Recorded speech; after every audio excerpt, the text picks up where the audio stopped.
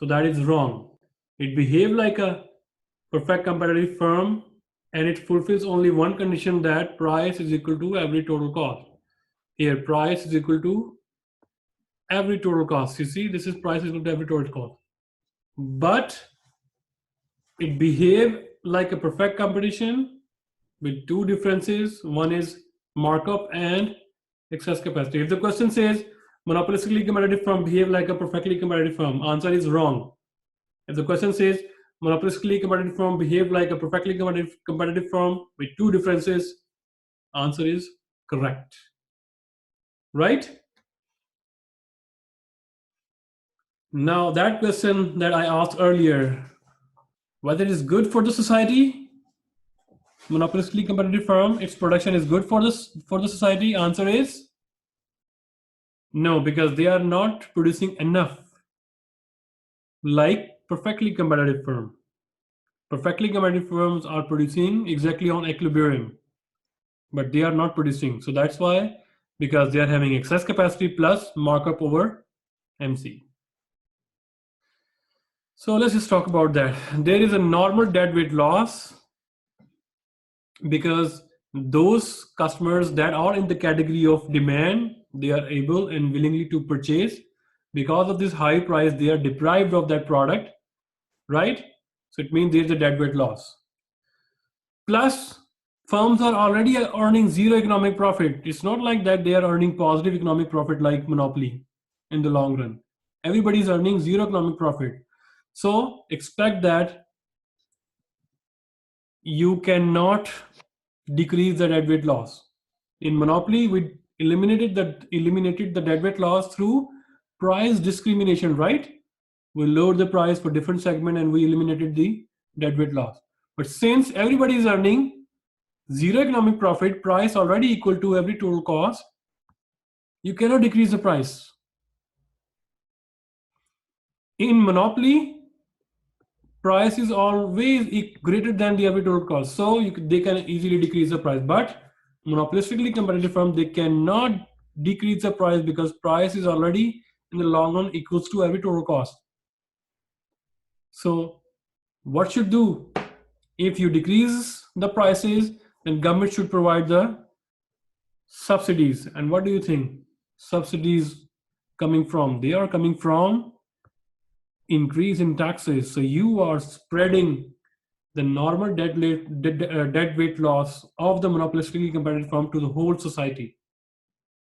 So it's better to live with the inefficiency of the monopolistically competitive firm and let them charge price above MC.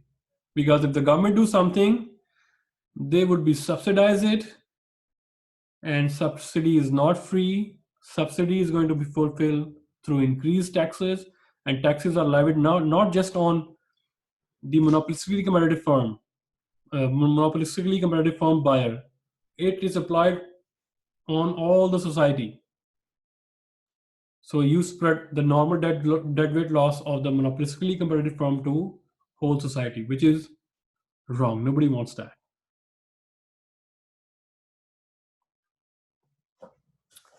So another way, by the way, we didn't cover the word externalities. So this is just for your knowledge. If you can digest that one, then good for you. If you cannot digest, then just don't worry about that. So another way in which monopolistically competitive firm may be socially inefficient, and is that there is a number of firms that may not be ideal one. There may be too much to little entry. So one way to think about the problem in terms of externalities. So there are two kinds of externalities. Number one is product variety externalities. Number two,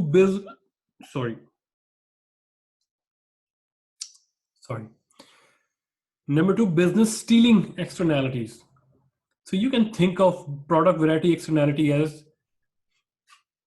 because customers are getting some customer surplus from the introduction of the new product, entry of the new firm conveys a positive externality on the consumer. For example, if a new firm enters the market, right? So new firm will enter the market with the same and identical product? No. Why? Because this is monopolistically competitive firm.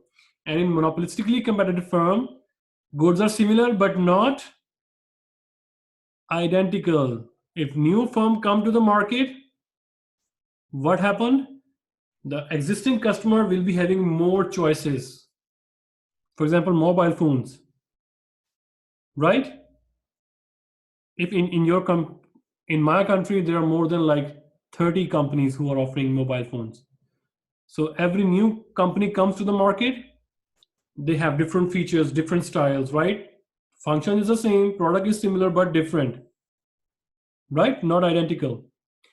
So the customer, they will be having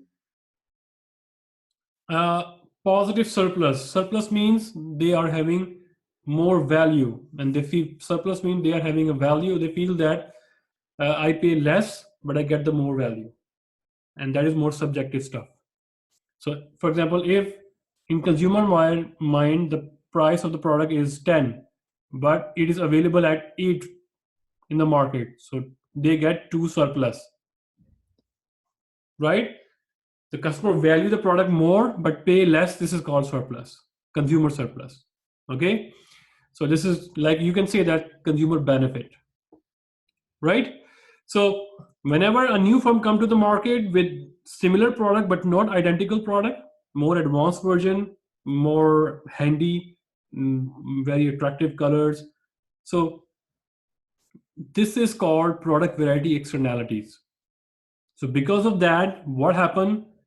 Existing firms will reduce the prices. So you have already observed this phenomena. When every time Apple introduce a new phone or new version, it is different one, right?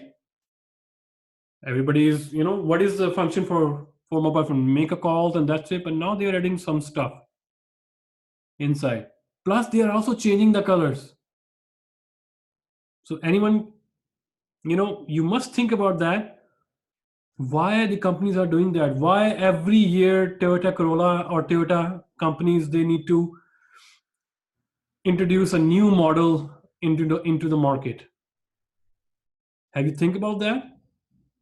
Why Apple company and other companies, they are updating their products, and every year they introduce a new phone, updated version, new model? Why is that? Not in mobile phone, in every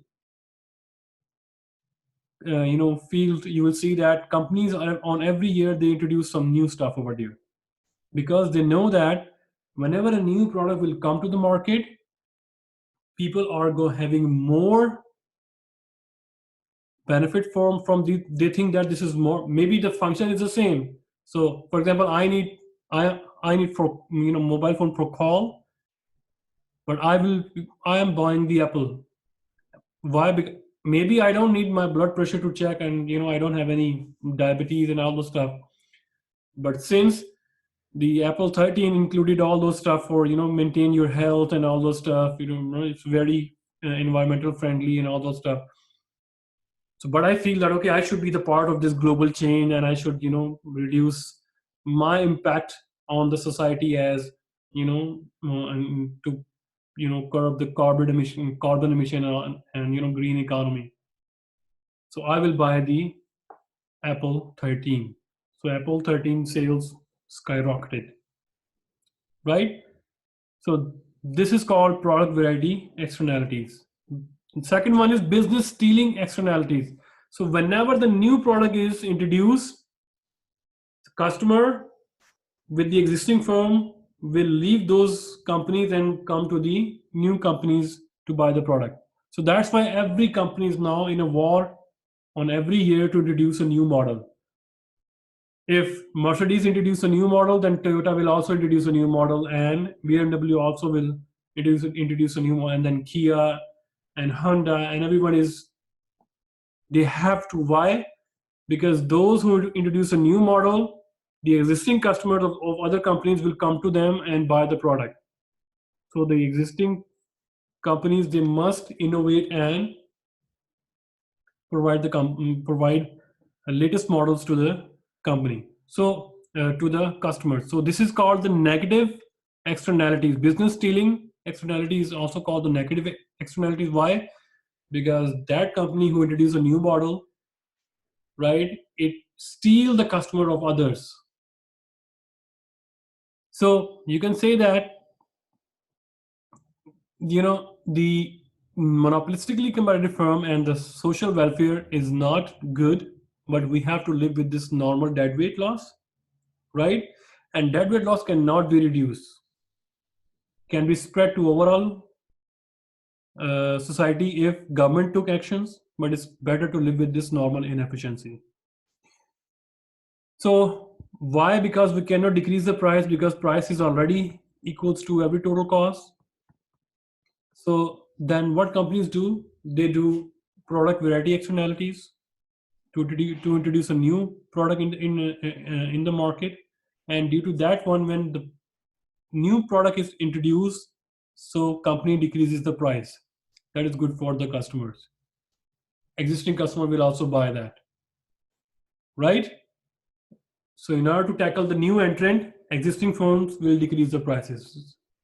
Business stealing externality. If they don't decrease the price, then what happen? The existing customer will move to the new company and buy their products. Business stealing externalities. So both externalities are closely related. The product variety externality arises because a new firm would offer product different from those of existing firm. Business stealing externalities arises because new firms causes reduction in existing firms' profit. So in perfect competition, price is equal to MC, but there is no externalities exist. Why? Because goods are identical in perfect competition. So that's why there is no externalities. Now the advertising. Have you ever have we ever discussed about advertising in the past three market structure? No. We talked about monopoly, we didn't talk about advertisement. We talked about perfect competition, we didn't talk about advertisement. We talked about oligopoly, we never talked about advertisement, right? So advertisement is a part of monopolistically competitive firm. So this is a feature of monopolistically competitive firm, that company needs to tell to the customers that we have a new product which is different. Otherwise, customer may not know what is the difference inside. So it is hard or even impossible to go through a typical day without being bombarded with advertising, right? You open your mobile phone, you see advertisement. You open Facebook, you see advertisement. You open television, you see advertisement. You go out, you see advertisement. Even in your own home,